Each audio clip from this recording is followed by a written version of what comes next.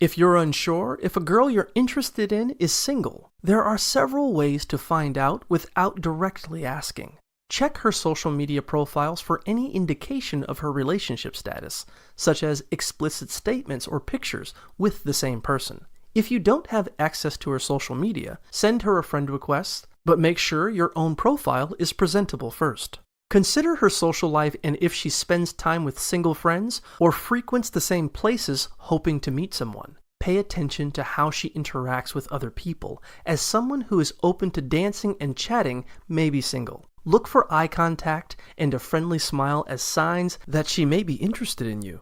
As conversations progress, casually ask about her plans or mention her significant other to gauge her response. Consider asking her for coffee or lunch as a casual but potentially date-like outing, and clarify if she sees it as such. If you want to be more direct, compliment her while being aware of her possible relationship status. Breaking the touch barrier can also establish a connection, but be respectful and apologize if she's uncomfortable.